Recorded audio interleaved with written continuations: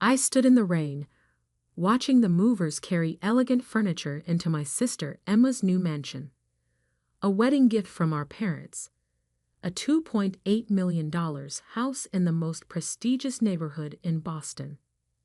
Meanwhile, I lived in a small apartment above the bookstore where I worked, barely making ends meet.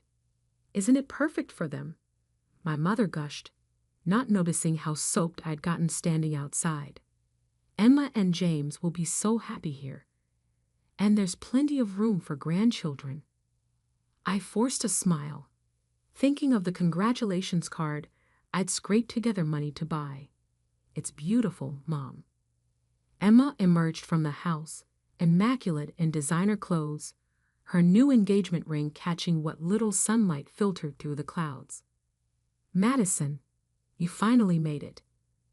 What do you think of our little starter home? Starter home. As if a nearly $3 million mansion was just a stepping stone. It's lovely, I managed. The perfect wedding present. Oh, don't be jealous, Maddie. Emma laughed, using the nickname I'd always hated. I'm sure you'll find someone special too. Maybe one of those nice boys at the bookstore. Our mother jumped in. You know the Henderson's son is still single. He's an accountant now. Very stable career. I bit my tongue. At 32, I had a master's degree in literature and was working on my first novel. But to them, I was just the family disappointment. The daughter who chose books over business, dreams over security. I should go, I said quietly. My shift starts soon. On a Saturday? Mom frowned.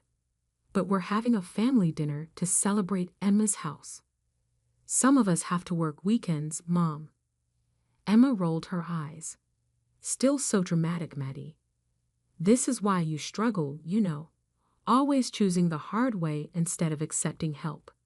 Help, like the full ride to business school I'd turned down. Like the position at Dad's firm I'd refused. Like the arranged dates with suitable men I'd avoided. What they never understood was that their help always came with strings. Golden handcuffs designed to shape me into their version of success. The bookstore's short-staffed, I said, already turning to leave. And I need the hours. Well, Mom sighed, at least take some leftovers home.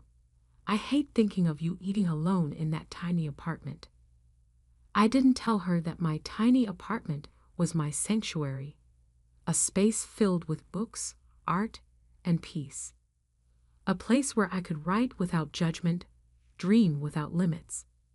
The next morning, I stopped at Pete's corner store for my usual coffee. Pete, a grandfather figure who'd been running the shop for 40 years, greeted me with unusual excitement. Madison, did you check your ticket? I blinked, confused. Then I remembered the lottery ticket I'd bought 2 days ago. A silly impulse purchase with my last $5 when the jackpot had hit record numbers. Not yet. I pulled the crumpled ticket from my wallet. What were the winning numbers? Pete's eyes sparkled. Check the news, sweetheart. I pulled out my phone, finding the lottery website. The numbers appeared on screen. 7, 13, 24, 31, 42, 53. My hands started shaking. I looked at my ticket, then back at the screen. Pete, my voice was barely a whisper. I think I won. He grinned. I know you did, honey. I watched them draw your numbers live last night. All 6 matching numbers. You just won $97 million. The world seemed to tilt sideways. I grabbed the counter for support. Sit down before you fall down. Pete guided me to a chair. Deep breaths. This is big news, but you need to be smart now. Don't tell anyone yet. Get a lawyer first. And for heaven's sake, sign that ticket. With trembling fingers, I signed the back of the ticket. Pete locked it in his safe, made me drink some water, and called his daughter, a respected financial attorney. "Caroline will meet you in an hour," he said. "She'll help you do this right." I nodded, still dazed. "Pete, my family." He squeezed my shoulder. "We'll find out soon enough. But right now, this is your moment. Don't let anyone take it from you." As I waited for Caroline, my phone buzzed. A text from Emma. "Family brunch tomorrow to discuss wedding plans. Wear something nice for once, and try not to be late like always." I stared at the message, thinking of her mansion, her perfect life, our parents' endless praise. For 20 years, I'd been the family afterthought, the daughter they'd written off as impractical, unsuccessful, lost. Now I had 97 million reasons to prove them wrong. I texted back, "Sorry, can't make it. I have something more important to do." For once, I wasn't lying. 3 weeks later, I sat in my new lawyer's office, signing the final papers to claim my winnings. Caroline, Pete's daughter, had been invaluable, helping me set up trusts, investment accounts, and ironclad privacy protections. "Remember," she said, reviewing the documents, "once we submit these, your name becomes public record. Are you ready for that?" I thought of the changes I'd already made. I'd quietly resigned from the bookstore, leaving my manager a generous check to help hire and train my replacement. I'd bought a beautiful but modest house in a quiet neighborhood, using a trust to keep my name off public records. And I'd started the groundwork for my own publishing company, determined to help other overlooked writers find their voices. "I'm ready," I said firmly. The next morning, my face was splashed across every news outlet in Boston. Local writer wins $97 million lottery jackpot. Bookstore employee becomes multimillionaire overnight. Madison Bennett claims record-breaking prize. My phone exploded with messages. Old classmates, distant relatives, forgotten acquaintances, all suddenly remembering my existence. But the messages I was waiting for came last. First, Emma. "OMG, Maddie. Why didn't you tell us? Call me immediately." Then Mom. "Madison Elizabeth Bennett. How could you keep this from your family? We're coming over right now. Where are you living?" Finally, Dad. "Your mother is hysterical. Call us this instant." I turned off my phone and poured myself a cup of tea, settling into my new home office. Through the window, I could see the garden where I planned to create a reading nook. The morning sun painted everything in soft gold, making the moment feel almost magical. My doorbell rang. Through the security camera, another of Caroline's suggestions, I saw them. My parents and Emma, standing on my porch. Emma was dressed like she was heading to a photo shoot, while my mother kept smoothing her designer dress nervously. I took a deep breath and opened the door. "Madison," my mother burst out. "We've been so worried. Why haven't you answered our calls? And how did you afford this house? The lottery money hasn't even been released yet and—" "Hello, Mother." I cut her off calmly. "Would you like to come in?" They filed into my living room, taking in the tasteful furnishings and wall-to-wall bookshelves with barely concealed surprise. "Well," Emma said, running a finger along the shelf, "I suppose now you can finally move to a better neighborhood. Maybe near my new house. There's a lovely little colonial for sale, only $4 million. "I'm happy here," I interrupted. "But thank you for your concern." "Maddie, darling." My mother leaned forward, her voice dripping with honey. "You have to understand our shock. This is life-changing money. You'll need guidance, proper financial advice. Your father knows several excellent wealth managers. I have a team of advisors, I said. And it's Madison, not Maddie. Don't be difficult, Emma snapped. We're trying to help. God knows you've never been good with money. Like that time I loaned you $10,000 for your starter business, I asked quietly. The one you never paid back. Emma's face flushed. That was different. I needed. What you needed was to take responsibility. I stood up, my voice steady. Something none of you have ever expected from her. Now see here. My father finally spoke, his face reddening. We've always supported you both equally. I laughed, actually laughed. Equally. You bought Emma a mansion for her wedding. You paid for her business school, her first car, her perfect wedding. What did you give me for graduation? A lecture about practical career choices. Because we worried about you. My mother cried. Your choices were so impractical. We just wanted. You wanted me to be like Emma. I finished. The perfect daughter. The sensible one. Well, guess what? My impractical choices led me here. My job at the bookstore, the one you all look down on, is where I bought the winning ticket. And now you can finally have a real life, Emma said, as if she was being generous. We can help you invest, get you into the right social circles. No. The room fell silent. What do you mean no? My father demanded. I walked to my desk and pulled out 3 envelopes.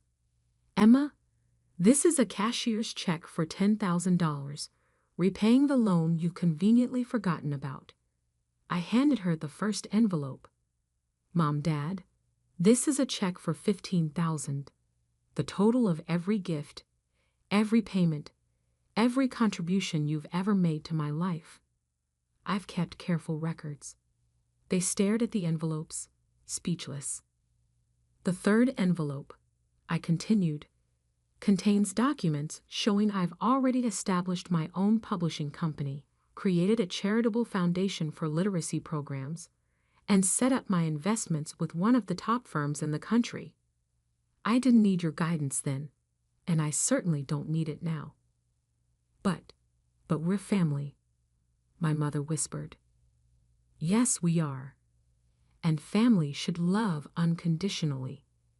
Support dreams, not squash them. Celebrate differences, not try to erase them. I walked to the door and opened it. Now, if you'll excuse me, I have a meeting with my foundation board about funding new libraries in underserved communities.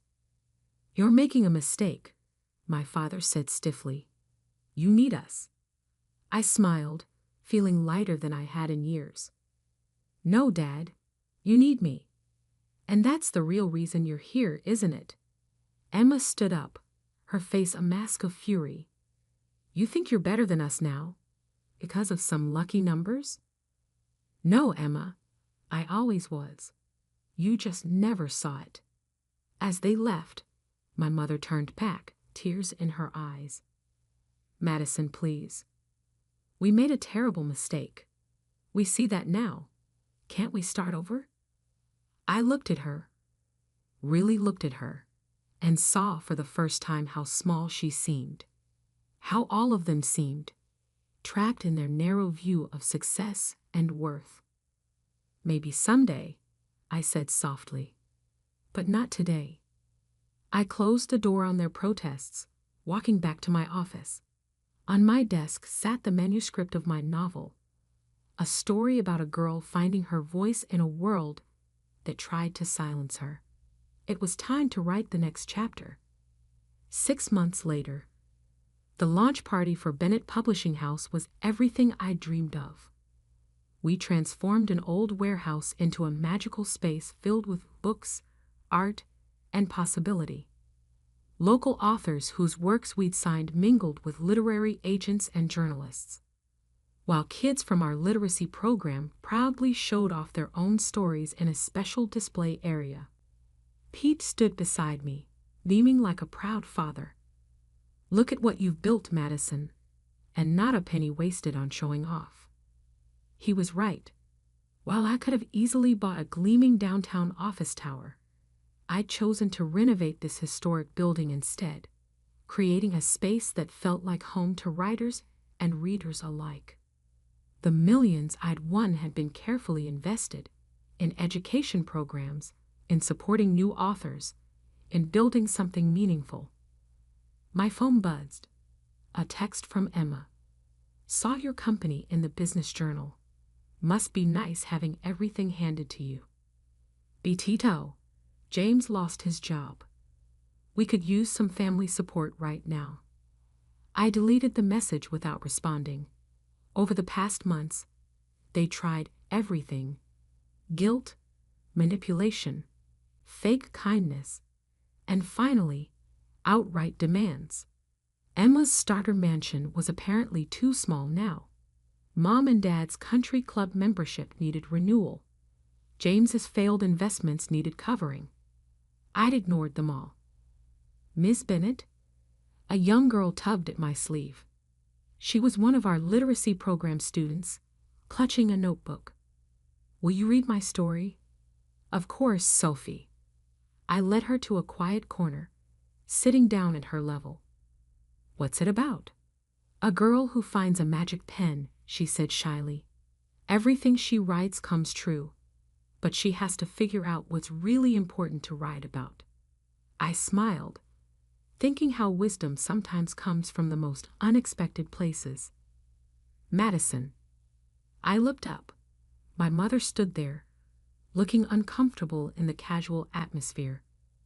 She'd lost some of her polished perfection. The past months had been hard on them, I knew. Dad's firm had lost several major clients. Emma's perfect marriage was showing cracks, and their social circle had begun to shrink as their resources dwindled. Mom, this is a private event. I know.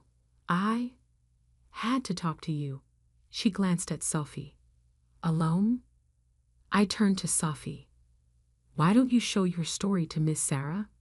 She's our children's book editor. After Sophie scampered off, I faced my mother. Well, your father's company is failing, she said bluntly. Emma's house is being foreclosed.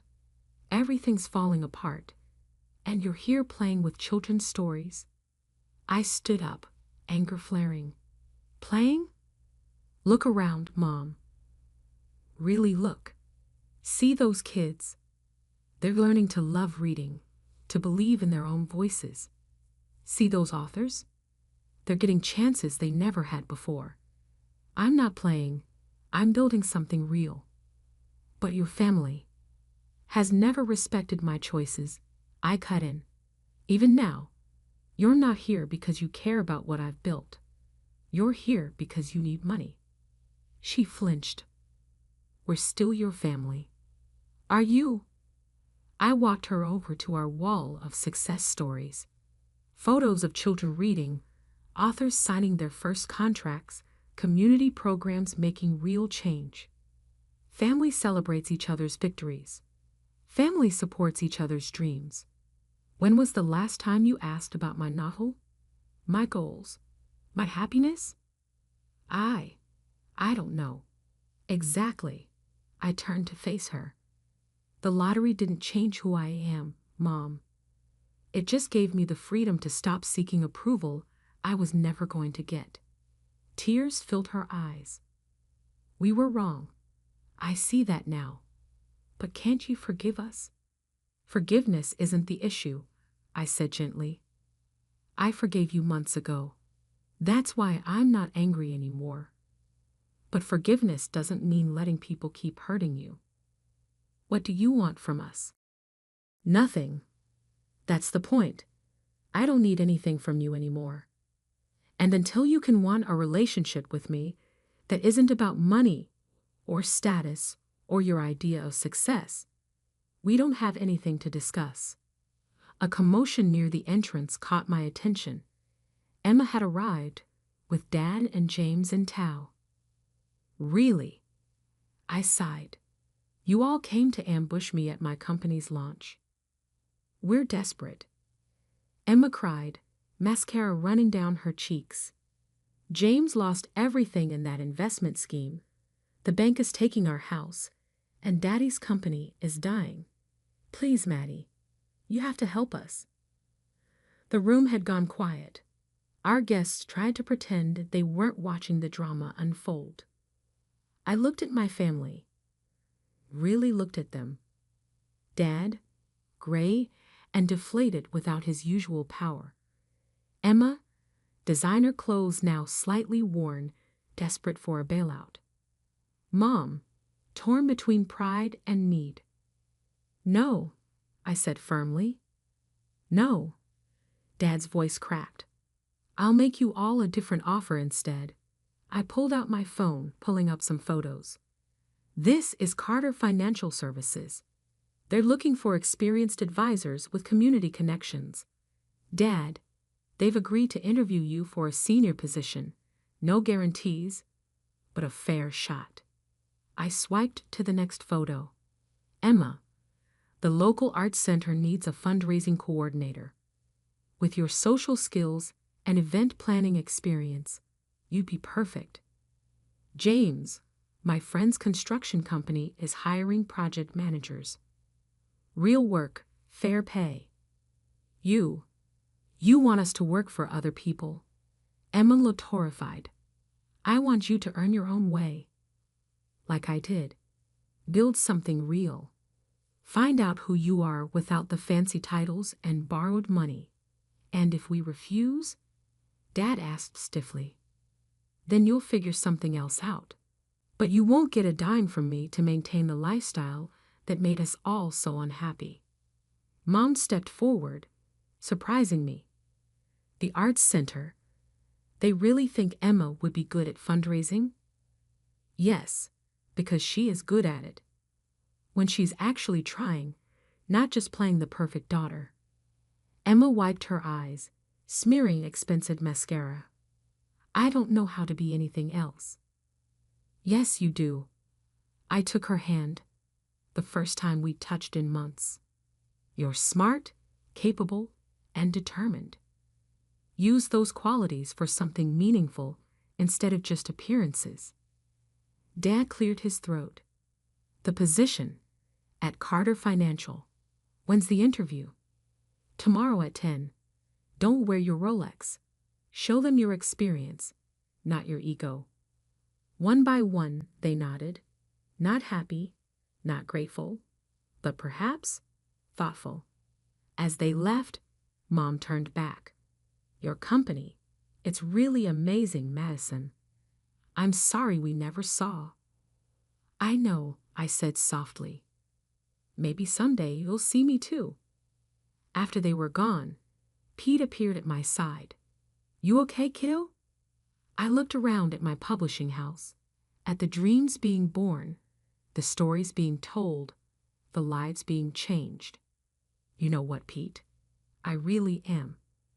Sophie came running back, waving her notebook. Ms. Bennett, Ms. Sarah loved my story.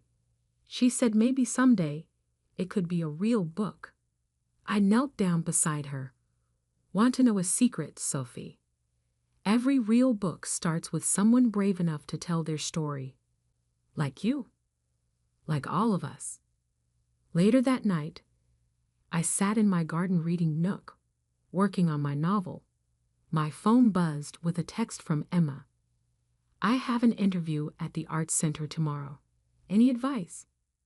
I smiled, typing back, be yourself, your real self.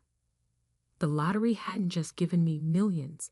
It had given me the chance to show my family and myself what real wealth looked like. Not the money in my bank account, but the courage to finally be exactly who I was meant to be. And that was worth more than any number could measure.